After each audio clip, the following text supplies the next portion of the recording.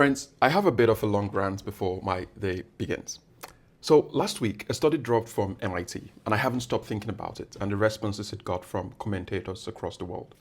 It looked at what actually happens in the brains of students when they are using ChatGPT for essay writing. They saw that students who used the AI tool had significantly reduced brain activity and weaker neural connectivity compared to those who just used the search engine or actually wrote the essays themselves with their own brains the old school way. A couple of things from this study really stood out, and frankly, they are freaking everyone out, rightly so.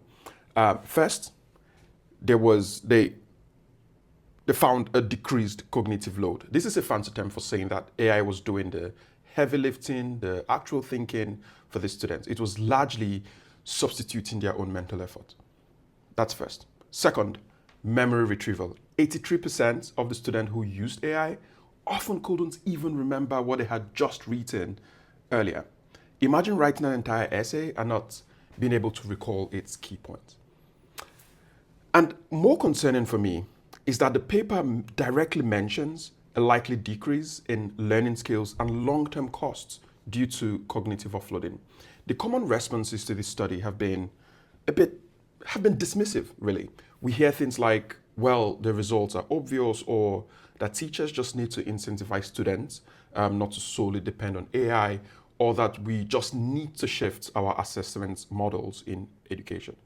Honestly, I think these responses fundamentally reduce what is a deeply complex issue of learning, human cognitive development, intellectual independence, down to classroom logistics or tweaking assessment models.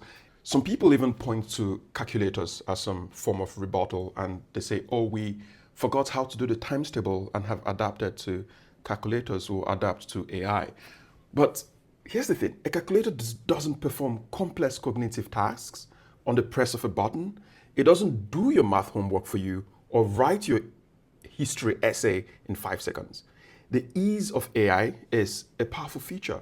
When you give a student a tool that can do all their work for them and likely get them an A, and then you tell them not to use it, good luck.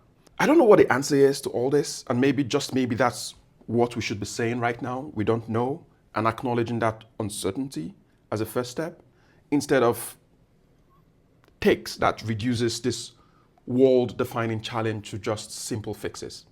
I think we should really just start coming together as educators, as thinkers, as policymakers to try to figure this out, because I'm not buying the current conversation, and I'm just not seeing how it answers any questions this is all posing to our